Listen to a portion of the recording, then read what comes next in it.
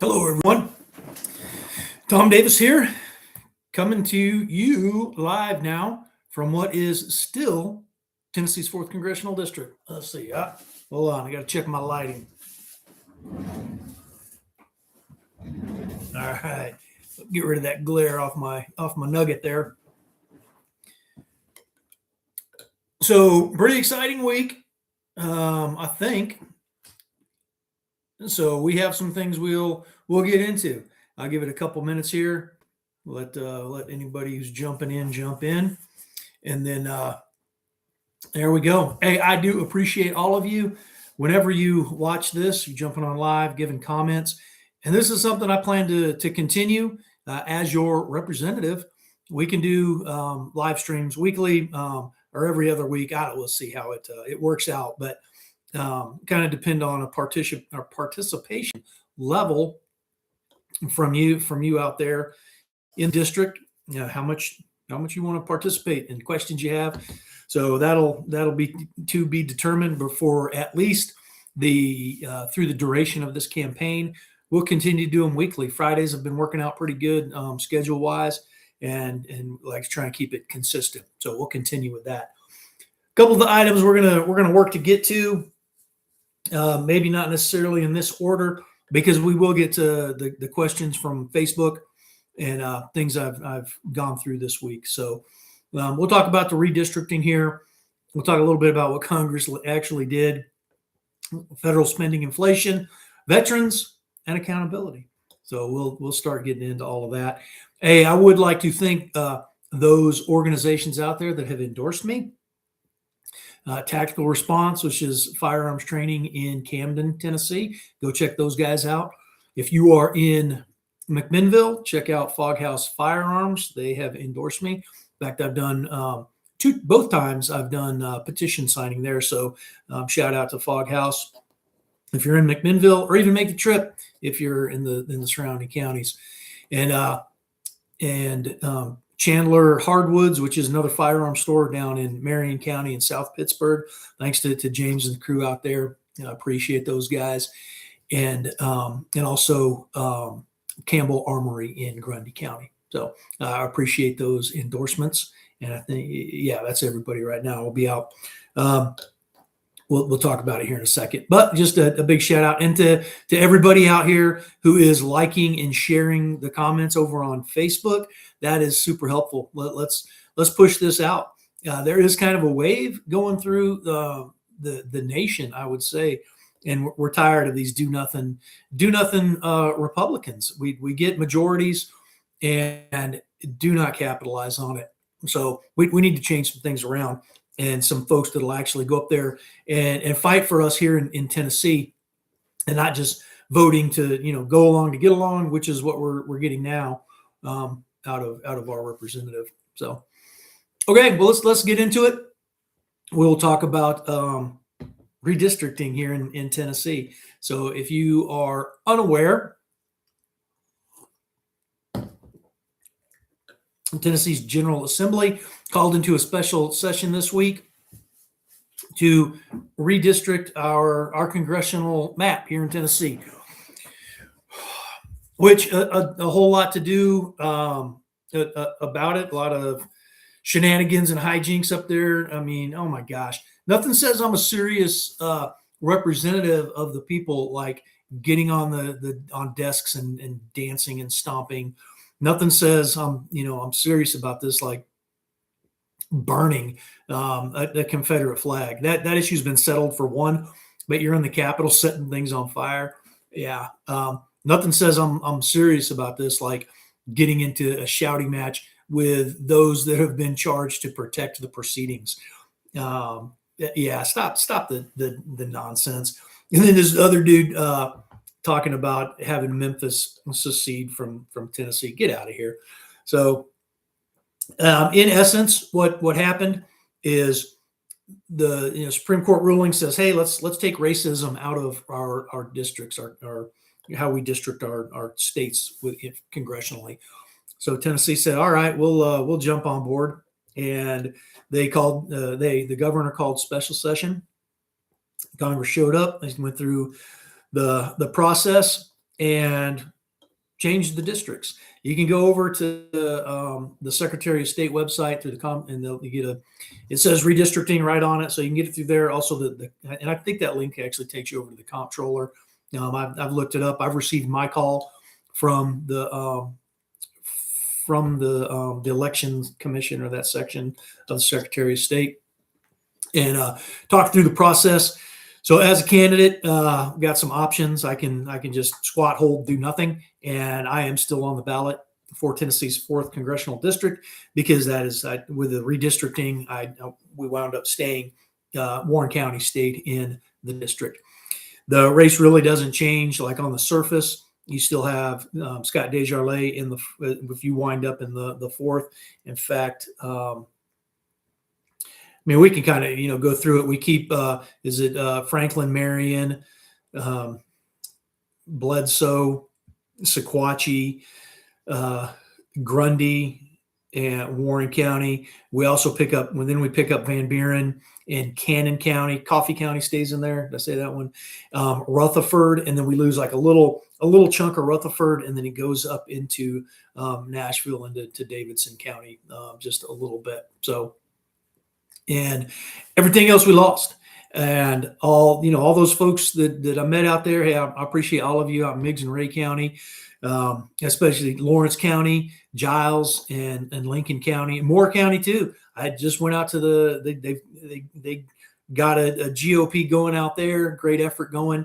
Was able to attend their meeting, and now I'll still go there, Lynchburg, but the district is different now, so the campaign will change a little bit. Really, just the ground we got to cover, and I'm pretty sure I covered all of the new district. So there we go. Oh, let's see. We may have oh no, that's fine. Nothing we need to go into. Okay. So actually, what was let's make sure I got those counties right. Figured I'd have been ready to do this, right? We'll be okay. And so like again, SOSTN takes you to the sos.tn.gov is the website, and it's red 2026 redistricting. Boom, you click on that, and then you can go through and you see the big map. So yeah, Franklin Marion, we keep Sequatchie, Bledsoe, Van Buren, Warren, Grundy, Coffee, Cannon, and then, like I said, Rutherford, and then that little push into Davidson. So nailed it. And I think that all the counties are intact this time, it looks like. So the 6th district lost the corner of Warren County. And then Rutherford, like I said, there's the kind of the northwest corner there. That's the new 9th congressional district, like bled all the way over into there.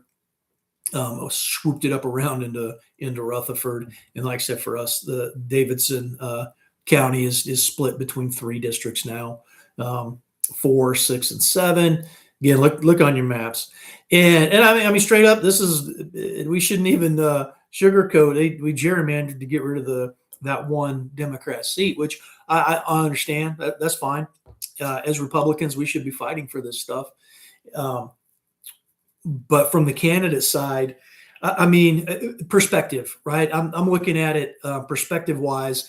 This is less ground for me to cover. I mean, there's really 2 new full counties that are right next to me. I drive through Cannon County all the time, going into Rutherford, going out the other way when we go to Cookeville or wherever. Friends in Van Buren County. So, that it condenses this district. Lawrence County was awesome. I enjoyed every time I go out there. In fact, I'll still go out there. I have some business that I'll do out there. But it's pushing 2.5 hours to drive out there. So from a campaign perspective, it consolidated the district. So I've already heard our current reps complaining about it. Whatever, get over it. Be in the district. Our representative here, Scott Desjardins, I mean, unless it's a protected event like a Reagan Day dinner, this dude doesn't come out. or just a photo op. And so, yeah, of course, now he's going to have to get out and actually campaign, because I've already seen events that I'm speaking at, he won't go to. So I'm going to be as many places as we can over the course of these next. I think we're right at the 90-day mark. In fact, today I'm heading to Cannon County. There's a place out there I want to go see, and see if we can scoop up another endorsement from amazing place. So and that place is OK Corral is where I'm going to go. I'm going to go talk to those guys out there. Whether they endorse me or not it doesn't matter to me. I appreciate the endorsements, but I understand it from a business perspective.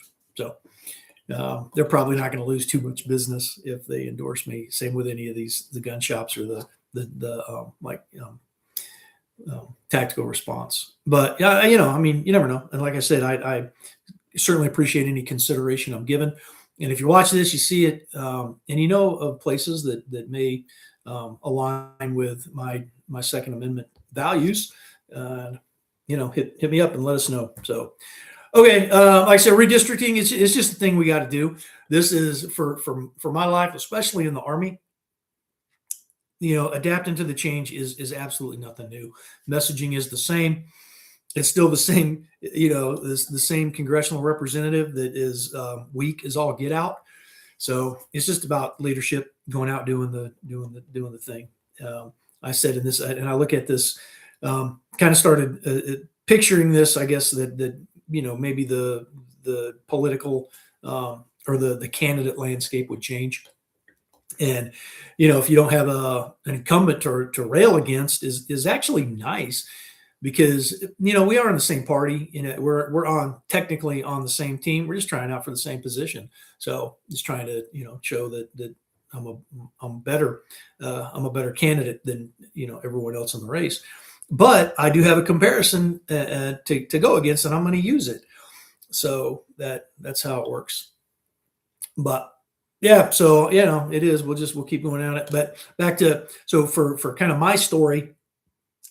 My very first duty assignment, and I've said this, I was an 88 Mike in the Army. I was a transporter. I was a truck driver. I was that my entire career. And I'm not trying to say as far as an MOS, I did things outside of that MOS. But that's where it comes to this experience of doing things in leadership. And it actually starts with my very first duty assignment.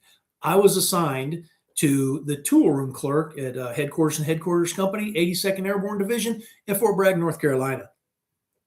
Straight out of basic training, AIT, and jump school, and they make me a tool room clerk. So I had to learn, in essence, a job that I hadn't been trained for, right? and completely different than the Army had just sent me to learn. And I did it. I mean, don't let me overstate checking tools in and out of a tool room. I mean, it's inventory. Hey, go clean the tool and bring it back to me, to the mechanics or whoever does. So that, I mean, very, very, very first out of the gate, I'm doing something that I wasn't necessarily, I'm going to air quote, qualified for, but you learn it. And that's kind of that comparison now with what we hear with some folks out there campaigning in the 6th district, and even, here, like, all right, what are your qualifications to do the thing? Well, I'm smart enough to figure it out. I ask the questions, and I've been doing it my entire life. So, and then I would say the other side of that, what has this experience got us? Our current representative, and he's been on committees, yada, yada, but it takes him his 8th term to be the chair of a subcommittee. Yeah. And I'm not mad at him for that, but he's nowhere to be found in the district. There's no leadership. He's not present. He's not accountable, and he's not placing us and the mission first as far as his job. So that I have. We got a good morning. Stacy Hart. Well, good morning, Stacy. I'm just getting online today. Can you talk about the redistricting and what it means to your campaign? Well, Stacy, I'm glad you asked, because I'll that's what I went into. But we'll go through it again. So redistricting for me in the campaign means that we have less ground to cover. We picked up Van Buren County and Cannon County. We lost a little bit of Rutherford, and then we picked up a little bit more of Davidson. We lost. Let me pull the map up so we can just run through it a lot quicker. Bedford. I think I missed that one before, but Bedford, Moore, Lincoln, Giles, and Lawrence counties are no longer in it, as well as Meigs and Ray counties.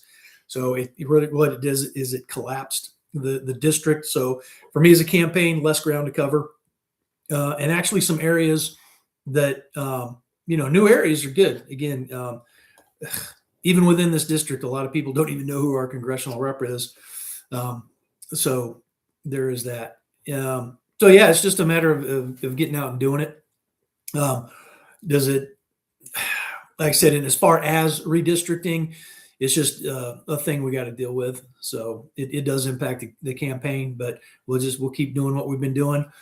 Look at it from the positive side. We have a town hall, the venue, and actually, we're doing another town hall, which has been my commitment to the district, is that quarterly town halls. We are on track for the 20th of June in Coffee County.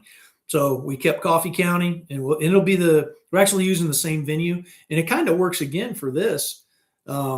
Geographically center, is more Warren County or Grundy, but we already had this venue laid out, so we're going to stay in Coffee County. It's right off of 24. It's actually a lot easier for folks to get over to now, but that's the 20th, and I'll get all the stuff out. I think we're going. Oh, you know what? Yeah, it starts. We're morning until we'll be done by noon, so it's like 9 to noon. And it'll be similar format to before, congressional candidates, and we'll send out the invites today to the gubernatorial candidates also, to see who can make it. This time, I think I will. I'm not going to open it up. If you're there as a governor or gubernatorial candidate, you can send a rep just as an introduction. I'll give you the 5 minutes. You're not going to stand up and answer questions. Same thing for the congressional. Let's go ahead and do that. I'll give you for congressional reps, it's my deal. You get 3 minutes for a representative to pitch the case, but you're not going to answer questions. You won't be on the stage, but we'll allow that. I think that's okay. I'm good with it. All right, we sidetracked a little bit, but like I said, the campaign, yeah. Well, and that's some of the things with how this came out, is that as a candidate, you got some options. One, you can withdraw from the race. In fact, we have until the 15th of May to decide to withdraw. I'm not. I've been, the calling is still there. I'm looking at this as, we'll capitalize on it and get rid of what is indeed a very, very weak representative, weak Republican, going to Washington, D.C. and not doing the job of the American people. This goes back to, the SAVE Act, the House passed it, but what are these guys doing? Birthright citizenship, we should be tackling that.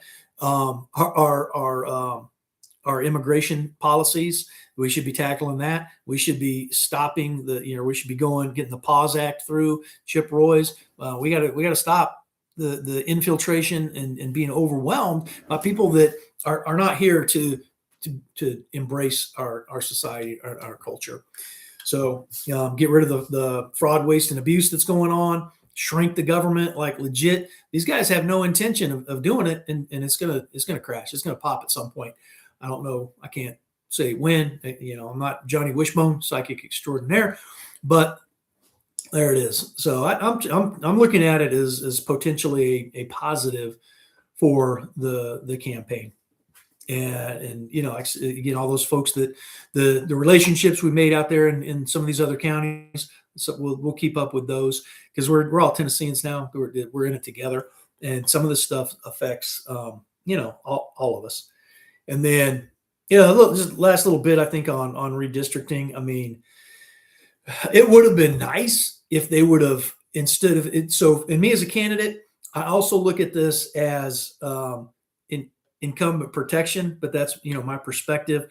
I know they're looking at it from, hey, let's get all 9 Republicans up there, regardless of the job that they think they're doing. A little bit of a struggle, I think, for Andy Ogles, because that district, that's actually different than the other one I was looking at.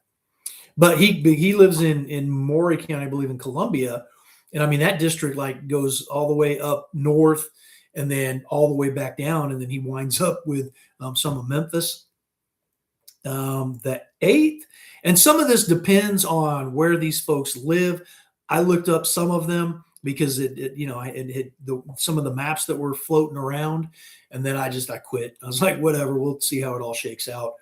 But then that 9th district, that one, again, depending on where these other representatives live, that one may be a free district too. I don't think they did it like that because I kind of feel like, and again, this is I don't know exactly where these folks live, but I think David Kustoff might be in the 9th, and then there was already, depending on where she lives, there was another candidate, Republican candidate in that district. So yeah, we'll see that those don't really affect me, so I'm not too worried about it. But if you look at it, if it winds up all these guys that are currently in the 6th didn't have anybody running in it, and we'll see how they split that up for those candidates. There were 4 candidates, 4 Republican candidates seeking the primary nomination in the 6th. We'll see how that worked out. Again, it's not my function. It interests me, so I do kind of follow it. But then I said the 8th, I'm pretty sure, 7th is Matt Van Epps, I think. So it kind of split him up. But very likely we'll have all 9 Republican representatives. So, yeah. But, again, like as a candidate, I'm like, oh my gosh, why, how about we draw lines to represent the people kind of geographically, but the other side is like, all right, I get it. And don't let anybody fool you. The Democrats are masters at this. I know Adam Lowe is a senator or one of our state senators, and he's got some maps out there he's posting. And look it up, the former or previously how districts have been drawn. And then, we're talking about the stuff we're hearing, how racist it is. Like how is getting racism or districts based on race out of the equation? How is that racist? It's their they don't represent the state really as a whole with the Democrat nonsense. So there we go. All right. Hey, if did I answer that? If not, I can talk some more about it if you would. Just let me know. All right, back over to where are we at? All right, hit redistricting. Okay, yeah, and again with this, and something I've been talking about for the redistricting, you still need to figure out who your representative is if you're watching this and how they're voting, and not just on the ones that they come back and talk about. And I'll give you an example of this. And this was, I think, the summer of 24 out in Pikeville, and Congressman Desjardins came out to the Reagan Day picnic that they do out there. Or they did it at that time. It was Bledsoe went a little bit different venue this time. But at that point, anyway, he comes out talking about the House passed version of the National Defense Authorization Act. And was all like, look at us. We got rid of the DEI, or not the DEI, the transgender affirming care. It's out. It's gone. We're, yay us. And then doesn't follow it up, because what happened is, okay, yes, that was an accurate statement. But the rest of the story is they sent it over to the Senate. The Senate stuffed a bunch of that transgender affirming care back into it, sent it back over to the House, and the House said, well, okay, all this nonsense about we got to compromise. No, we can negotiate some things, but there's some things we will not compromise on. And one of those is transgender affirming care in the military. That's for me. That's a hard pass. And we've already seen our representative is more than happy to vote that way. So, and that's part of this. We need folks that'll hold the line. Okay, so that's that one. And like I said, and that's just one example. You got to watch all these other votes, and we'll get into a little bit, but procedural votes, so that they don't actually have to vote on things. So, and this is another. We'll give another example. This is just specific to the House. They had a resolution about the cover up the slush fund that comes in for for the sexual harassment slush fund. They pay people, they cover it up, and we know this goes on. And they had a resolution where we would have had access to this. They would have maintained the records, and then we could have, done the Freedom of Information Act, requested it, and we would have known. And and I don't know, someone go show me the last time we had this much bipartisan support for anything in the House of Representatives. I mean, they crushed it. And what they did is they sent it over to the committee to die. And our rep voted for that. He said, "Yep, we're okay. We are fine with the sexual harassment. We're fine with the cover up. Let's keep doing business like that." I'd have been on the other side of that. It's absolutely ridiculous how we allow these representatives to conduct themselves. And then again, there was only like out of the we got 435 is my number right, but out of those House representatives, only 65 of them voted to have an actual vote on it. And again, they talked to us about victim identities. That was in there. Like that stuff, that information would have been redacted. They want to talk about due process. In this instance, I'm okay, but you can come back and tell us what it was. But we should know these things are happening, and they're not screaming due process now that they've used this stuff against Eric Swalwell. And I'm not trying to defend that dude, but that's exactly what they did. They used that leverage they had on him because everybody up there knew and knows that guy's not good. And so now they're like, "Hey, check it out. You're going to resign from this governor race so we can consolidate the votes. But you're out, dude." And one of his buddies now, I think he's out of Florida. I think he's one out of there, but they're leaning on him too because I think they try and use him to go talk to Swalwell and be like, "Hey, dude, you need to jump out of this." He's like, "Nope, not happening." Anyway, that's what happens. Another one that happened this week was FISA, and that's the surveillance on us. And now I got to tell you, I've researched into this, and my initial knee jerk is like, no.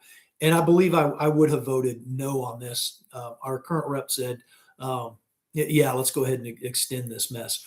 But looking into this a little bit more, the part of it is it was actually structured to protect us, we the people. But here's the deal. In practice, what it's doing, this is the nonsense they used back in 2016 against President Trump.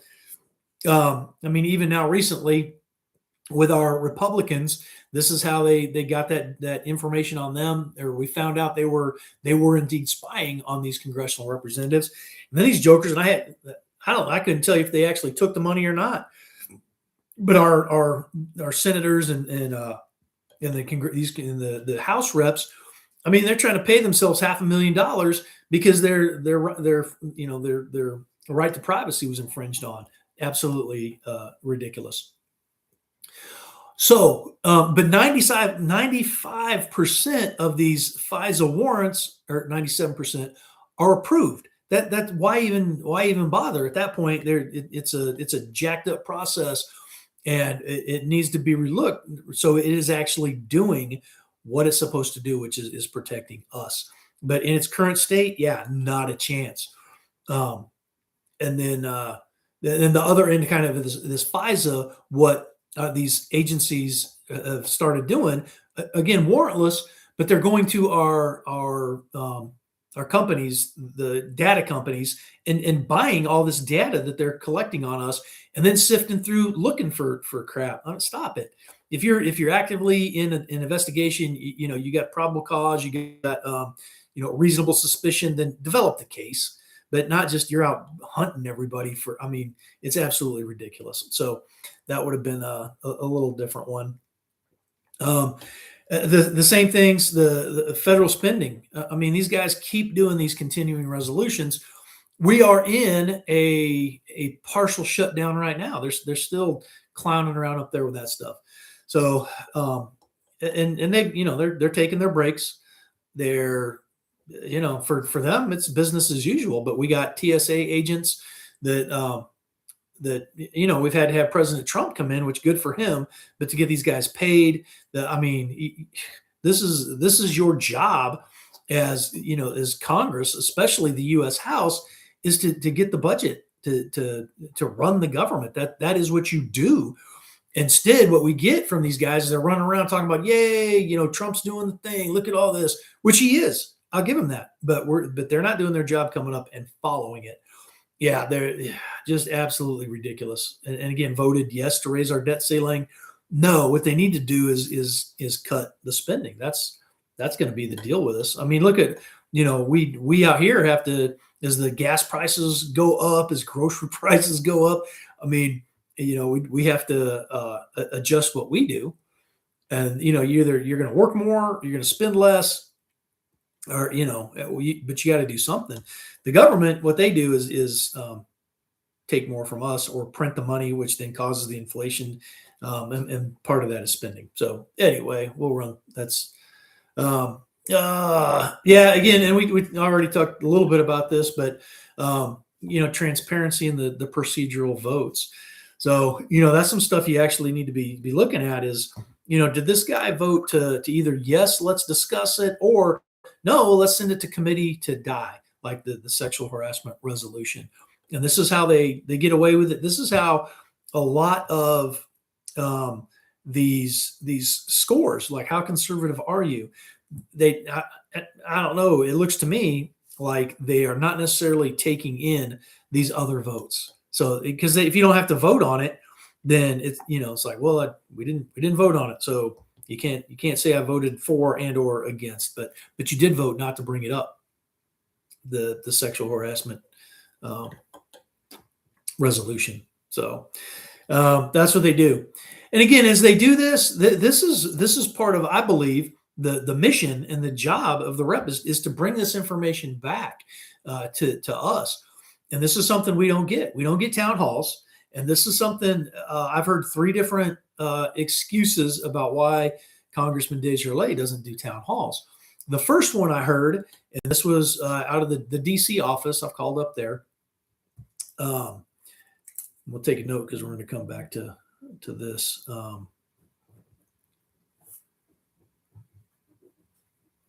But the first one I heard was that it's too dangerous, that they've been advised, hey, don't do it. And my pushback on that is, if it's too dangerous for you, go do something else. Hey, no shame in that game. We're all not going to do the dangerous things. We're all not, we all don't go into the military. We all don't go into law enforcement or into the corrections. Well, we all don't do those things, and that could be said of any job. But if it's too dangerous, and our first responders, any of them, our EMTs, our fire guys, not everybody's going to do that. Nothing wrong with that. And if you get in this, a little advice for anybody, if you do get into one of those jobs and it's you're not okay with it, just no shame. You went and tried out for the team. It wasn't for you, or you couldn't do it. But tap out. Go do something else that is more aligned with your risk tolerance. So yeah, and set some criteria for yourself. And I'll use my law enforcement, my time in law enforcement. I joined the academy after almost 25 years in the Army, or I was hired on a police force, and went through the academy. At this, so I'm learning how to be a cop all on my own. And in that academy, I was elected by my peers to be the class president. So additional responsibilities. And that was because of how I conducted myself there. Is start out as the informal leader, and then you get the nod to be the formal leader. But so the transparency, but so that's what he was, that was the first excuse I got. The second excuse I got was the beginning of this cycle. And that was that, he's too busy now. Too busy because he's the chair of a subcommittee. He can't possibly be bothered with doing town halls. And that shows, and this goes, we had here in McMinnville, or in McMinnville, I don't actually live in McMinnville, but in McMinnville, the VA clinic is being closed. And he didn't know about it. So he's not in the district. We've already established that. But then the VA held a town hall for veterans to go over this. And Congressman Desjardins said, no, thanks. I've got other things to do in North Dakota, like talk about shiny missiles. So you veterans you are not important enough for me to change my schedule to come stand with you at this town hall. Nor is he super excited or super engaged about trying to fix the VA clinic closing. So at this point, the veterans at the user end of this thing are probably just going to get hosed. We're already getting pushed out to driving to Murfreesboro or Cookeville or Chattanooga, and over to Tullahoma. It's just ridiculous. And I was at that meeting because I have been receiving my care at that clinic. But I was probably one of the younger guys in the room as far as veterans. There were some of us, but vast majority is our Vietnam era guys, and they are getting to a point where it's difficult for them to travel and do some things. Say some of them are still out there getting after it. I see these guys in the VFW and the American Legion all the time, but there are a big number of them that do struggle, have caretakers. So anyway, but Congressman Dave Charlet said, no thanks. You veterans are not important enough to us to do the thing. So, and then the last one I heard is that the town halls are Democratic tactics. And now I've kind of looked at this and I understand what he's saying. I don't agree with it, and I'll still do them. And so what he's afraid of, and again, I guess this is dealing with Democrats is too dangerous for him. But these folks, these agitators, will come into the town halls, and to include, at all levels, and they'll just agitate and disrupt. I'll deal with it, and I will tell you straight up that I will do the town halls quarterly, and as best I can live in person. If not, we have technology to cover this stuff, but we're going to act like adults. And if you are not going to act like an adult, you'll be asked to leave. If you can't still control yourself and contain yourself, then you will be told to leave. And this is rapid succession. I'm not going to stand there. It's pretty rapid succession. So, but check yourself before you wreck yourself, as Marco Rubio brought back the other day. But you will be told to leave. If you decide you still want to be a disruptor, then you will be made to leave. Whether that's the pretty good relationships with the sheriffs and stuff, whether you're charged with something or you just escorted out, that's on you. So, but we will do the town halls. So there we go. And then, so just a little bit more about the transparency and the kind of the dirty pool that they play up there. If a bill's worth publicly supporting, it's worth coming back and talk about on and voting publicly for these things, and at least these guys never come back to us, right? Congressman Desjardins, one of the things I hear about is term limits. he initially ran on 12 years being the term limit that it should be. And here we are. This will be the end of this. The end of this session will be 16 years, and we'll not address that at all. Won't even talk about it, about why you pitch that this is your belief, and then now at the other end of it, like, well, I guess it got pretty good. APAC money is flowing. Big pharma, all these. I guess I don't know. And again, I don't know what his reasoning is. He won't tell us. All I know is he initially told us 12 years, and now here we are, well past that. So, okay, yeah, talked about all this, the same deals. Did I not talk about? Yeah. So, all right, well, let's get into. Let me pull this in. We'll go over the comments from the. What happened? There we go. Now we're back on. Now we're back on track. Over to my comments. So yeah, and more. We'll talk about these, but I'll address the dissenters, the haters out there, and this is where I talk about it on Facebook. I have limited engagement there. It's just how I choose to roll. It gives me stuff for content here. And I will tell you, and this is so the first the first one I bring up. Rain. Was John Henry put up a post, and I had to clown on him a little bit through text because he used a phrase that I've been using, and it's good, because it's been the theme for me has been leadership, and leadership is not a title; it's a responsibility. And and for me to be present and accountable, and to place you in the mission first, and that mission is getting DC out of Tennessee. We're much better off on our own. That is the design of the republic, is that we are responsible. We are the captains of our fate, the masters of our soul, I think is how it goes. So our job is not like, oh, what do you bring it here, bring it here. We should not be begging the federal government to bring these things back. Quit taking the money in the first place, and we won't have to have these discussions. All right. So anyway, so that was John Henry. Thank me. I did a like and a share on his stuff. And if you happen to watch this from the, I think he's still running in the 6th district. Give him a look, and all the candidates out there. You got some. I don't know. I'd say there's 2 that may be a tough choice, but you decide. You live in that district. All right, this one, and I like some of this too. So this one, I shared about the gubernatorial election poll, and this was done by Brandon Burley, journalist, on Facebook, and it's a poll he did. Just go. You can check him out. Check my page and see where I did post this, but take it not scientific, not just us out here in the wild doing these things, but because we're being pitched that, oh, Marcia is our only choice. I don't subscribe to that. Let's put into the candidates, and I'm voting for Monty Fritz.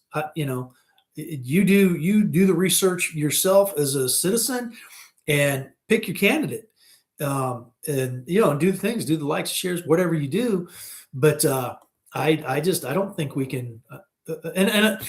And so the one that broke me for Marcia was that she had just went through the election cycle and got reelected as a senator.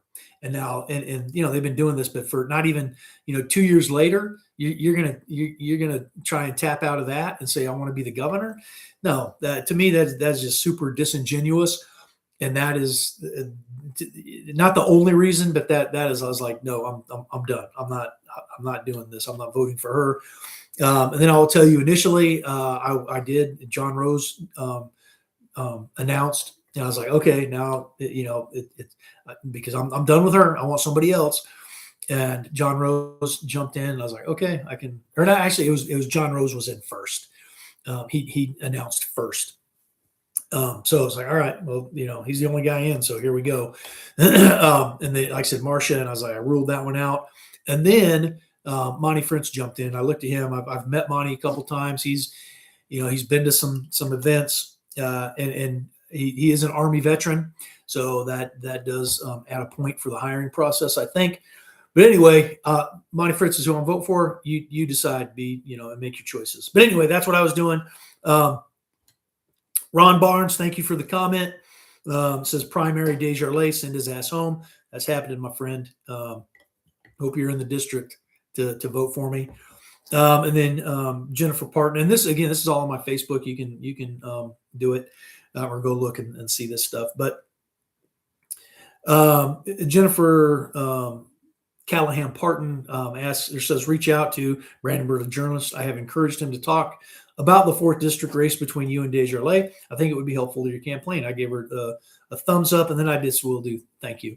And so we're reaching out to him to see, because I appreciate what he's doing here with these things too. So, but that's those comments. I didn't have a whole lot of haters this time.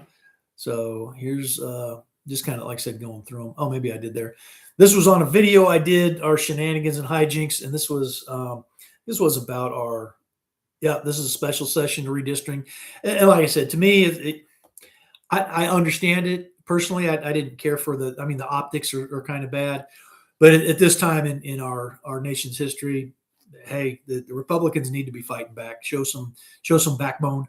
And I would have preferred, a little more thinking of the people that are being represented, and not just how can we make sure it's Republican. And I think it would have fell that way anyway. When you get rid of, you quit drawing the districts that way, more, um, voter makeup and then geography. Because, that one, what are these guys, over in the Nashville area, going all the way around, how closely aligned are these guys? Even as Republicans, there's some differences in there. But like I said, just my take on it. It just is what it is. I'm not super mad about him.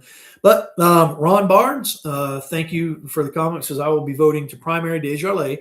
His no vote on the amendment to hold Monsanto liable for their products is the straw that broke and he gave me a picture of the camel's back. Yeah, absolutely. And that was the one, and this was part of the farm bill where they had the opportunity there to pull out those protections for companies like Monsanto's, these companies that produce the pesticides, that these big and the big ones especially, but that these the big farms, the chemicals that we all know are bad for us, but we can't sue them for the harm that it causes, which is ridiculous. And these guys know it, and they left that coverage in there, had the opportunity to pull that protection, and just absolutely ridiculous. Another one. Oh, let's see. Did we talk about this? Oh, this is my man. Yeah, I talked about this last time. Is this new? Let's see. We got new comments. And my lines aren't on here. I'm not sure if he's, I've invited these guys. I talk about, I have this live stream. Send me your questions ahead of time, or, do these other comments. I don't know. Maybe Steve Durham here's a bot, but he's going on and on about, doesn't care about the service, about my service. It mean very little. And then he goes on to talk about what a high IQ he has. Well, I don't know. I don't want to bash a dude, but I will. At least give me some coherent sentences to deal with. If you are alleging that you have a 126 on the IQ score, and they show up, this is your chance. Come in and talk to me, educate me on some of the stuff he's talking about. He wants VA to be shut down, which I don't necessarily disagree with, but then he wants vets to get the same as people that are on disability. And then does call me another dumbass vet. Okay, dude. Which again shows me, how he feels about those that have served this country. So, if it's just me, do me, but that's fine. So yeah, that's as far back as we got, I think, with some comments, but I appreciate all of them out there. And I think that what else were we gonna? Oh, that's why I made my note. So here's another way that our representatives can engage with the district. There is a congressional art competition where, and to be honest, I haven't looked into the particulars of it, but we did do a tour several years ago, before I even thought I was going to do this thing. But we went to Washington, D.C. and had a tour of the Capitol, and you walk through the little tunnel thing. And so what it is an art competition for the students in the schools throughout the district. Currently, the slot reserved for the 4th Congressional District in Tennessee is empty, or maybe he's hanging up the old one. But this was last year. This stuff come up, and I have called and asked about this, and I've got zero response about why our congressional rep is not doing this. And part of this thing is that you as the representative have to emphasize it. And to me, I'm like, you got 2 offices with people manning them. Ask these folks, hey, let the principals know, or I put in a showing at a school board meeting or something. I think you get enough time off. You can do that. Look at the congressional calendar. It says work in the district. But that being said, so he is not doing this competition for these kids. So, and what it is they, like I said, they do drawings, whatever, however you want to run it. I guess you can, maybe I don't tell them give them a subject, or just be like, hey, throw me some art, and we'll pick one and we'll have it displayed in the Capitol. And I mean, you can come down as the rep and present it to the kids. I don't know. Maybe we got some, I think maybe we could. I would be okay. Let's spend some taxpayer dollars to bring these kids to DC so they can see their nation's capital, as opposed to using our tax dollars to cover up your doggone sexual improprieties and misconduct that go on up there. I would actually that's an unconstitutional expenditure of our funds. I could probably get on board with. So, but he's not doing it. And again, I've got zero response about this from his office. I've called a couple times. The go onto his website. He's got a deal where you can sign up for a newsletter. I have yet to get a newsletter. I've called and asked about this. I'm like, oh, we're working on it. Yeah, okay. No, what you're working on is staying below anybody's radar and not doing anything to help improve the district, really.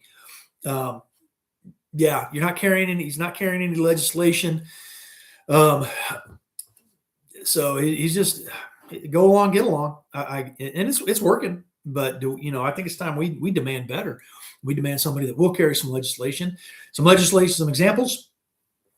The Second Amendment is very near and dear to my heart. If you didn't see by those organizations and companies that are endorsing me, my line is that the 1934 National Firearms Act, 1968 Gun Control Act are both unconstitutional. Get rid of them. Shall not be infringed is pretty clear to me. So let's get rid of those and let's get back to constitutional with the Second Amendment. Again, the town halls quarterly, the federal spending, our deficit and our budget. I mean, it can be done, but we have to start having some hard conversations about this. And for some of these things, we cannot just pull the rug on folks for this unconstitutional manner in which we have allowed our federal government to operate in. And I'll give you an example. And this stuff is buried or it's not buried, but it is in like our farm bill. This is where the food stamps. That's where that is. It is not the federal government's job to feed you or your family, and that's a tough conversation to have. However, the federal government is horrible at doing these things that they shouldn't be doing, and it impacts people too. Look at the government shutdown last year with 43 days, and so those benefits were cut off. None of those people starved. Why? Because the local communities and local churches came together to make sure that those folks ate. And so now, and what we have is this, we've created or allowed to be created this group of people that are dependent upon the federal government. So they depend on this for the federal government to rake all our money, our tax money to Washington, D.C., filter it through all the fraud, waste, and abuse, filter it through the legitimate, the people getting paid, and then decide out in the nation who gets this. The local communities, they know better. The churches, and handle it at that level. There's plenty of organizations here in Tennessee, and again, I point to that as exactly why some of the things we can cut. We'll look at FEMA, and this is Hurricane Helene. This will be 2 years ago when the federal government was all jacked up trying to get in there. And then they're picking like, oh my gosh, this person that has a Trump sign or whatever, American flag hanging, don't go see them. Absolutely ridiculous. And who was there first? Your local folks, the surrounding states, we the people came in to help our fellow citizens and did a much better job at it. And I went out there And talking to the people on the ground, yeah, it was the federal government. When they came in, when FEMA showed up, they jacked it all up, man. It went ridiculous. So these organizations like this, and then money overseas. Let's cut it. I think it was it 193 nations on the face of this planet. We're sending money to 176 of them. Is the stuff? My numbers may be a little bit off, so don't roast me too bad if I mess that up some. Why? To the transgender frogs in Uruguay, get out of here, and that is completely made up, but it's not far from the truth of the stuff that we're sending money to. And this is National Defense Authorization is where this one is. If not, it's out there. But money to Africa for AIDS. Nothing to do with this. So we can start cutting these programs and give it back to the states, to your local communities, because they are better equipped. They know the community, the federal government, isolating itself and in Washington, D.C., or congressional reps that have no idea what's going on in their districts. They're not best suited to deal with these things.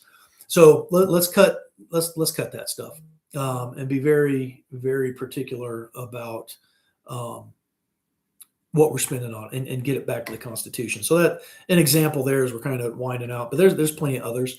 In fact, we got a couple minutes here. An example of where we can't just pull the rug, but 100% we need an exit strategy is Social Security.